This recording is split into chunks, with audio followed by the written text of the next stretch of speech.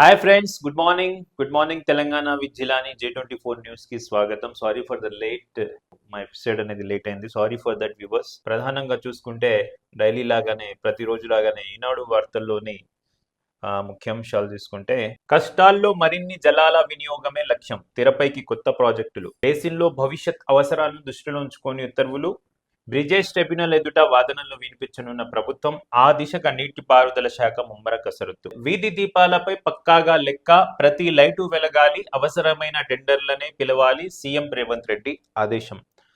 రాష్ట్రంలోని అన్ని గ్రామాలు, పురపాలక సంఘాల్లో వీధి దీపాలపై పక్కాగా పర్యవేక్షణ ఉండాలని ముఖ్యమంత్రి రేవంత్ రెడ్డి ఆదేశించారు.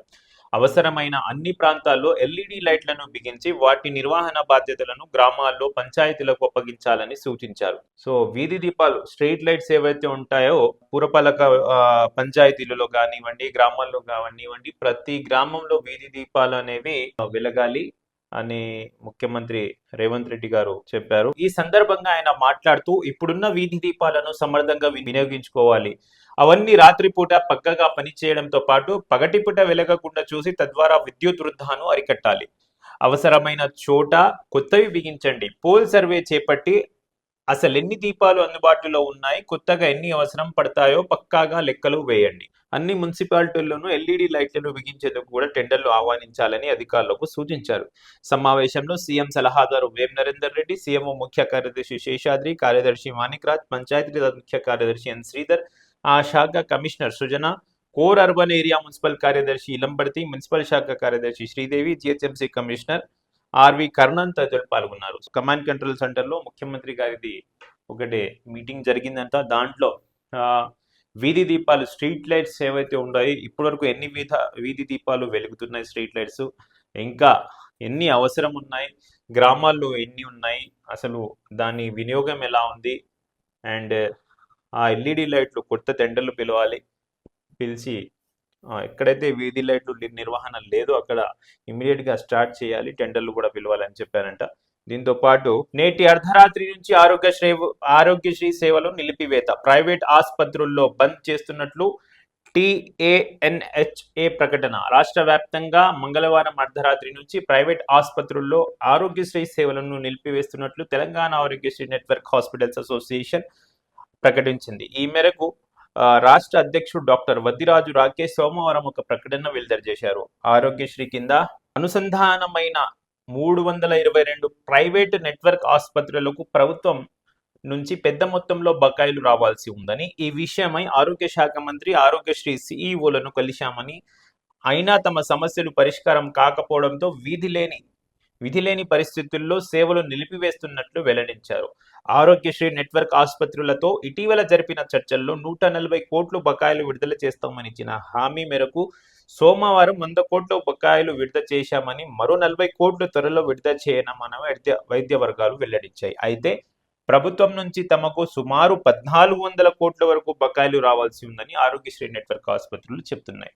సో ఈ రోజు రాత్రి నుంచి, నేటి అర్ధరాత్రి నుంచి తెలంగాణలోని ఏవైతే నెట్వర్క్ హాస్పిటల్స్ ఉన్నాయో, ఆరోగ్యశ్రీ ఏ హాస్పిటల్కి అయితే ఉందో ఆ హాస్పిటల్స్ అయితే ఏదైతే అసోసియేషన్ ఉందో వాళ్ళది అసోసియేషన్ మొత్తం డిసైడ్ చేసుకుందంట, ఈ అర్ధరాత్రి నుంచి ఆరోగ్యశ్రీ సేవలు ప్రైవేట్ ఆసుపత్రుల్లో బంద్ చేద్దామని. ఎందుకంటే సో వాళ్ళకి నెట్వర్క్ హాస్పిటల్స్లో దాదాపు 1400 కోట్లు రావాలంట బిల్స్.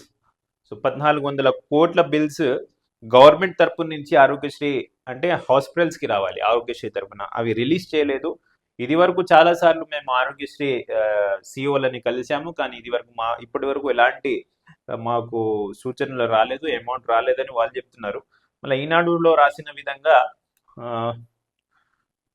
గవర్నమెంట్ చెప్తుందంట 140 కోట్లు బకాయిలు విడుదల చేస్తామని హామీ ఇచ్చారు. మరి 100 కోట్లు బకాయిలు మేము విడుదల చేశాము, ఇంకా 40 కోట్లే ఉన్నాయి విడుదల చేయాల్సినవి అని గవర్నమెంట్ చెప్తుంటే, కాదు 1400 కోట్ల వరకు బకాయిలు రావాల్సి ఉందని ఆరోగ్యశ్రీ నెట్వర్క్ ఆసుపత్రులు చెప్తున్నాయంటే, ఏది ఏమైనా ఎవరైతే పేదవాళ్ళు ఉన్నారో ఆరోగ్యశ్రీ ఉంది అనే భరోసాతో హాస్పిటల్స్కి వెళ్ళే వాళ్ళు ఈ రోజు నుంచి ఆరోగ్యశ్రీ సేవలు ఉండవంట. కొంచెం జాగ్రత్తగా ఉండి దానికి ఆల్టర్నేట్గా ఏం చూసుకుంటారో చూసుకోవాలి. గవర్నమెంట్లో హాస్పిటల్లో ఎవరు కొట్టుకొచ్చేస్తున్నా వాళ్ళం బాధపడేది మాత్రం పేదవాళ్ళే. మళ్ళీ ఆరోగ్యశ్రీ సేవలు మళ్ళా పునరుద్ధరిస్తారా, నైట్కి నైట్ ఏమన్నా డిసిజన్ తీసుకుంటుందా గవర్నమెంట్, ఏం చేస్తారో మనం వేచి చూడాలి. సో ఎమ్మెల్యేల ఫిరాయింపు కేసు గురించి ఇంకో వార్త ఈనాడులో. ఆ ఎమ్మెల్యేలు పార్టీ మారినట్లుగా ఆధారాలున్నాయి, స్పీకర్ లేఖలపై అభ్యంతరాలను సమర్పించిన భారత నేతలు. ఇదైతే మొన్న కొంతమంది ఎమ్మెల్యేలు వివరణ ఇచ్చారో, లేదు లేదు మేము కాంగ్రెస్ పార్టీలో చేరలేదు, బీఆర్ఎస్ పార్టీలోనే ఉన్నాము, నేను చెప్పినట్టు మా ఇంట్లో, మా వంట్లో, మా దగ్గర, మా ఆఫీస్లో, కార్యాలయాల్లో సీఎం మాజీ ముఖ్యమంత్రి కేసీఆర్ గారి ఫోటోలే ఉన్నాయి, జస్ట్ మేము సీఎం రేవంత్ రెడ్డిని కలిసాము, ఆయన గౌరవించినట్లు మాకు శాల్వా కప్పారు, అంతేగాని మేము కాంగ్రెస్ పార్టీలో చేరలేదని వాళ్ళు చెప్పారు, వివరణ ఇచ్చారు. మళ్ళా వాళ్ళ వివరణకి వీళ్ళు కూడా మా దగ్గర ఆధారాలు ఉన్నాయని మళ్ళా బీఆర్ఎస్ ఎమ్మెల్యే చెప్పారంట. సో ఎమ్మెల్యేలు బండ్ల కృష్ణమోహన్ రెడ్డి గద్వాల, ఎం సంజయ్ జగిత్యాల, గూడెం మహిపాల్ రెడ్డి పటాన్చెరు, పోచారం శ్రీనివాస్ రెడ్డి బాన్స్వాడ, కాలే యాదయ్య చెవెళ్ళ, తెల్లం వెంకట్రావు భద్రాచలం, భారాస నుంచి కాంగ్రెస్ పార్టీలో చేరినట్లు స్పష్టమైన ఆధారాలున్నాయని, అందుకు సంబంధించిన మరింత సమాచారం అందజేస్తున్నామని, వీటిని కూడా పరిశీలించాలని భారస ఎమ్మెల్యేలు జగదీష్ రెడ్డి, వివేకానంద, చింతా ప్రభాకర్ పేర్కొన్నారు. ఈ మేరకు అసెంబ్లీ అదనపు కార్యదర్శి ఉపేందర్ రెడ్డికి సోమవారం భారస ఎమ్మెల్యేలు తమ అభ్యంతరాలను, మరిన్ని ఆధారాలను సమర్పించారు. అరికెపూడి గాంధీ, షేర్లింగంపల్లి, ప్రకాష్ గౌడ్, రాజన్ నగర్లపై ఫిర్యాదు చేసిన ఎమ్మెల్యే డాక్టర్ కల్వకుంట్ల సంజయ్ విదేశాల్లోనే ఉన్నారని, మరో 3-4 రోజుల్లో వారిద్దరి పార్టీ ఫిరాయింపులకు సంబంధించి కూడా మరిన్ని ఆధారాలను సమర్పిస్తామని తెలిపారు.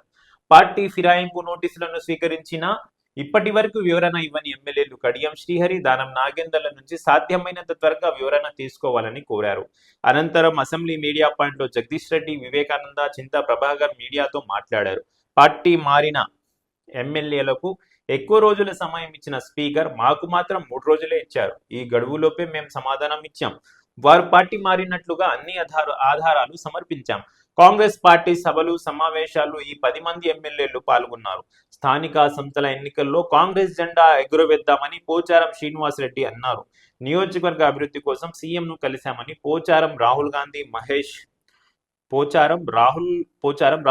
మహేష్ కుమార్లను ఎందుకు కలిశారు? వ్యక్తిగత ప్రయోజనాల కోసమే వారు పార్టీ మారారు. తాము తప్పు చేశామని వారు నియోజకవర్గ ప్రజల ముందు ఒప్పుకోవాలి. కాంగ్రెస్ లో కొనసాగదలుచుకుంటే రాజీనామా చేయాలి, లేదా అభివృద్ధి కోసం ఎక్కడికి వెళ్ళామని తమను మన్నించాలని కేసీఆర్ ను కోరాలి అని వారు పేర్కొన్నారు. 10 మంది ఎమ్మెల్యేలపై కోర్టు ఇచ్చిన గడువులోగా స్పీకర్ నిర్ణయం తీసుకోవాలని కోరారు.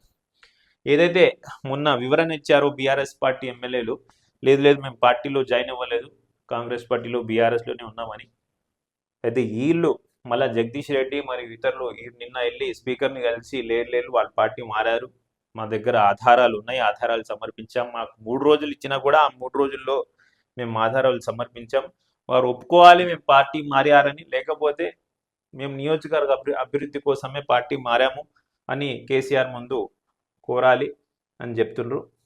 సో హైదరాబాద్ సిటీ న్యూస్ తీసుకుంటే, మొన్న ఏదైతే భారీ వర్షం మొన్న రాత్రి కురిసిందో దాన్ని మా నాంపల్లిలోని అఫ్జల్ సాగర్లో ఇద్దరు కొట్టుకొని ఆ నాలాలో కొట్టుకొని పోయారు.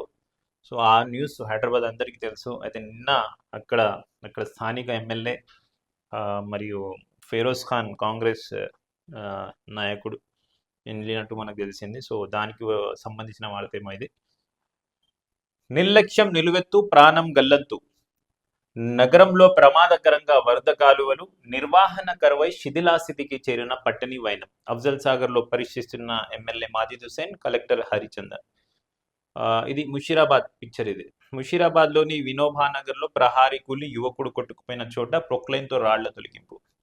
ఏదైనా మన హైదరాబాద్ లో ఏదైనా ప్రమాదం సంభవిస్తే అప్పుడు అలర్ట్ అవుతారు యాంత్రాంగం మొత్తం, డిపార్ట్మెంట్ మొత్తం. ఏమంటే ఆ ప్రమాదం జరగకముందు ఎంతమంది ఎన్ని నివేదికలు ఇచ్చినా, ఎన్ని రిప్రజెంటేషన్లు ఇచ్చినా, ఏం చేసినా కూడా అయినప్పుడు చూద్దాం, ఎవరైనా చచ్చినప్పుడు చూద్దాం అనేటట్టు వ్యవహరిస్తారు. డిపార్ట్మెంట్కి నా మాటలు కొంచెం బ్యాడ్గా అనిపిస్తాయి, కానీ నేను చెప్తున్నా నిజం బ్రదర్. ఎందుకంటే వైల్డ్ లైఫ్ ఇష్యూ కూడా తీసుకున్నారు అట్లనే, కేబుల్ వైర్స్. మేము మొరబెట్టుకున్నాం, డిప్యూటీ ముఖ్యమంత్రికి చెప్పినాం, విద్యుత్ శాఖ మంత్రి ఆయనకి చెప్పినాం, మన ఎలక్ట్రిసిటీ డిపార్ట్మెంట్ సిఎండి గారికి చెప్పినాం, చీఫ్ మేనేజింగ్ డైరెక్టర్ ముషరఫ్ గారికి రిప్రజెంటేషన్స్ ఇచ్చినాం. అన్ని చేసినా కూడా అదే 3 నెలల ముందు చెప్పినాం J24 న్యూస్ వాళ్ళు. ఏదో ప్రమాదం సంభవించేస్తూ వచ్చింది. అవి కూడా ఎందుకు చెప్పినాము? లంగరో మన ఏదైతే చార్మినార్ ఉందో గుల్జార్ హౌస్లో ఒక ప్రమాదం జరిగితే దానికి గల కారణాలు ఏంటి, ఇంకా సిటీలో ఎలాంటి ప్రమాదాలు జరగవచ్చు అనే ఆ టార్గెట్ మేము చేస్తే దానివల్ల ప్రమాదాలు జరగవచ్చు అనే మాకు అనిపించింది. మేము చెప్పాము. చెప్పడం కాకుండా రిప్రజెంటేషన్లు ఇచ్చి దాని మీద చాలా కష్టపడ్డాం. సరే, ఏది ఏమైనా కూడా దాని మీద స్పందించలేదు. మా ప్రీవియస్ వీడియోస్ నేను లింక్ పెడతాను, కింద డిస్క్రిప్షన్లో లింక్ పెడతాను, ఆ లింక్స్ చూడండి మీరు. సో జరుగుతుంది, కొంచెం మేల్కొంటారా సార్, మేల్కోండి, ప్రమాదం జరిగే సూచనలు ఉన్నాయని చెప్పాం. మేల్కోలేదు. సరే, ఆ తర్వాత మొన్న ఆ వైర్ల గురించే షార్ట్ సర్క్యూట్ జరిగింది అది ఇది అని కొంచెం ప్రొపగండా జరిగింది. సరే, ఆ తర్వాత అఫీషియల్గా CMD గారు ఆర్డర్స్ ఇచ్చారు అని చేశారు. మళ్ళా వాళ్ళు హైకోర్టుకు పోవడం జరిగింది. హైకోర్టుకి పోయిన తర్వాత మళ్ళీ హైకోర్టు కూడా ఎయిర్టెల్కి ఒక్కటికే పర్మిషన్ ఉంది. ఎయిర్టెల్ ద్వారా పర్మిషన్ అది కూడా కేవలం 1,30,000 ఏదో పర్మిషన్ ఉంది కేబుల్స్కి, అది మాత్రం వదిలేసి అన్ని తీసేయండి అని చెప్పారు. అన్ని తీసేయండి అని చెప్పిన తర్వాత కూడా ఇప్పటి కొన్ని ఏరియాల్లో, అదే నేను మూవ్మెంట్ స్టార్ట్ చేసిన ఏరియాలో అల్లాపూర్లో ఇప్పటికీ కేబుల్స్ అట్లనే ఉన్నాయి. మా అధికారులకు మాట్లాడితే రేపు తీస్తున్నాం, ఎల్లుండి తీస్తున్నాం, 1st to 10th ఏమంటారు అంటే, లేదు బిల్లు కొట్టాలి, మేడం ఇంటికి వెళ్ళి బిల్స్ కొట్టాలి, మాకు కలెక్షన్ కావాలి కదా, 1వ తారీఖు నుంచి 10, 11, 12 వరకు మేము బిజీ ఉన్నాం, బిల్స్ కొట్టాలి అంటారు. సరే అని 11వ తారీఖు వాళ్ళు కూడా బిల్ కావాలి కదా, సరే ఒప్పుకోవాలి, 11 వరకు బిల్స్ అంటారు. మళ్ళీ 11 నుంచి 20 వరకు ఏం చెప్తారంటే, లేదు మేము చేస్తున్నాము, వర్షాలు ఉన్నాయి, లేబర్ లేరు, కాంట్రాక్ట్ లేబర్ లేరు, పై వాళ్ళు లేబర్ ఇస్తలేరు, మేము మా జేబుల నుంచి పెట్టుకోవాలా అని అంటారు. సరే, ఈ 10 రోజులు అయిపోయింది. మళ్ళీ 21st నుంచి ఏం చెప్తారంటే, కలెక్షన్స్ ఉన్నాయి, అప్పుడైతే డిమాండ్ నోటీస్ ఇచ్చాము, బిల్స్ ఇచ్చాము, ఇప్పుడు కలెక్షన్ చేసుకోవద్దా, కలెక్షన్ లేకపోతే మాకు బిల్స్ ఎట్లు వస్తాయి, కలెక్షన్ చేయకపోతే మాకు మా ఖజానాకి డబ్బులు ఎట్లు వస్తాయి, కలెక్షన్ అయిపోయిన తర్వాత మళ్ళీ చూద్దాం అంటారు. ఇలా 2 నెలలు అయిపోయినాయి. కానీ ఇప్పటివరకు అల్లాపూర్ పరిస్థితి చూస్తే గట్లనే ఉంది. ఏదేమైనా కూడా J24 న్యూస్ దీనికి వదిలే ప్రసక్తే లేదు. తప్పకుండా తీసే వరకు నేను ప్రయత్నిస్తూనే ఉంటా, పోరాడుతూనే ఉంటా. అలాగే ఈ విషయం కూడా, హైదరాబాద్ నగరంలో వరద నీటి నాలల ప్రజల ప్రాణాలను బలిగొంటున్నాయి. దశాబ్దాల క్రితం నిర్మించినవి కావడం, నిర్వహణ లేకపోవడం, శిథిలాస్థితికి చేరి చిన్న వానకే వాటి రక్షణ గోడలు కుప్పకూలుతున్నాయి. ఆదివారం కురిసిన భారీ వర్షానికి నగరంలోని అఫ్జల్ సాగర్ నాలాలో 2 గల్లంతవగా, ముషీరాబాద్ పరిధిలోని వినోబా కాలనీలో 1 కొట్టుకుపోయారు. వీరి ఆచూకీ ఇంకా లభ్యం కాలేదు. చూడండి, 2 days అయిందంట. 2 days నుంచి ఇంకా డెడ్ బాడీస్ కూడా కనపడలే. ఇలాంటి పరిస్థితి ఉండబోతుంది వాళ్ళ ఫ్యామిలీస్లో, అర్థం చేసుకోండి. గతంలోనూ ముషీరాబాద్, నెరెడ్మెంట్ ప్రాంతాల్లోని నాలాలో పడి చిన్నారులు మృతి చెందారు. గోషామహల్లో గోడలు కూలి నాలాలో కార్లు, బైకులు పడిపోయిన సంఘటనలు ఉన్నాయి. ఆక్రమణలు తొలగింపుతో పాటు సత్వరమే ఓపెన్ నాలాలకు ఇరువైపులా ముళ్ళె కంచెలు నిర్మించాలి. పూడిక తీయడం, అవసరమైన ప్రాంతాల్లో స్లాబ్ నిర్మాణంతో పాటు వాటికి మరమ్మతులు చేపట్టాలి. చూడండి, ఆక్రమణలు తొలగింపుతో పాటు సత్వరమే ఓపెన్ నాలాలకు ఇరువైపులా ముళ్ళ కంచె నిర్మించాలి అండ్ స్లాబుల నిర్మాణంతో పాటు వాటికి మరమ్మతులు చేపట్టాలి. స్లాబుల నిర్మాణం చేయాలి. అయితే పడే ఛాన్సెస్ ఉండవు. చిన్నపిల్లలైనా పెద్దోళ్ళైనా ఇలాంటి టైంలో అసలు వర్షం పోతున్నప్పుడు ఆ నాలానా రోడ్డా అర్థం కాదు. సో అలాంటప్పుడు స్లాబ్ వేసుకుంటే కరెక్ట్గా ఉంటుంది. నిజమే, ముఖ్యమంత్రి గారు, సారీ, నేను ఒక చిన్న ఛానల్, ఒక యూట్యూబ్ ఛానల్ వాళ్ళు మాకు చెప్పేది ఏంటి అనుకోవచ్చు డిపార్ట్మెంట్ వాళ్ళు, ఇలా ప్రాణాలు పోతుంటే మన అధికారులకు సంతోషంగా ఉందా, మనకు సంతోషం ఉందా, మన రాష్ట్రానికి సంతోషం ఉందా, మన సిటీకి, గ్రేటర్ హైదరాబాద్కి సంతోషంగా ఉందా, మీరే ఆలోచించుకోండి. ఫస్ట్ మన 150 డివిజన్లలో, గ్రేటర్ హైదరాబాద్లోని 150 డివిజన్లలో ఎక్కడెక్కడ నాలాలు ఉన్నాయి, ఎక్కడెక్కడ నాలాల మీద స్లాబ్లు అవసరం ఉంది, ఎక్కడెక్కడ ముళ్ళ కంచెలు అవసరం ఉంది, ఒక సర్వే చేయించుకోండి. ప్రతి డివిజన్కి మీకు ఏఈలు ఉన్నారు, మున్సిపల్ కమిషనర్ ఉన్నారు, డిప్యూటీ కమిషనర్ ఉన్నారు, ప్రతి సర్కిల్కి మన డేటా తీసుకోండి. ఫస్ట్ ఆ వర్క్ని ఇంప్లిమెంట్ చేయాలన్నదే నా కోరిక. చూడండి, పాపం కాలువల ఆక్రమణల వల్లే వరద రహదారులపై ప్రవహిస్తున్నది. నాలా ప్రమాదాలు జరుగుతున్నాయని హైడ్రా కమిషనర్ రంగనాథ్ పేర్కొన్నారు. మల్లేపల్లి అఫ్జల్ సాగర్ నాలా విషయంలో అదే జరిగిందన్నారు. నాలా పొడుగునా ఇల్లు నిర్మించాలని వాపోయారు. నాలాల్లో పడి కొట్టుకుపోయిన బాధితులు గాలింపు చర్యల పర్యవేక్షణలో భాగంగా ఆయన సోమవారం ముషీరాబాద్ వినోబా కాలనీ మల్లేపల్లి అఫ్జల్ సాగర్ ప్రాంతాల్లోని మల్లేపల్లి అఫ్జల్ సాగర్ ప్రాంతాల్లో పర్యటించారు. మల్లేపల్లిలో మాట్లాడుతూ అఫ్జల్ సాగర్ నాలా ఆక్రమణలతో కుంచుకుపోయింది. దానిపై ఉన్న 4-5 కట్టడాలు కూల్చేయాల్సింది. వారం రోజుల్లో సమస్యల పరిష్కారానికి చర్యలు తీసుకుంటాం. గల్లంతైన వ్యక్తులను గుర్తిస్తామని తెలిపారు.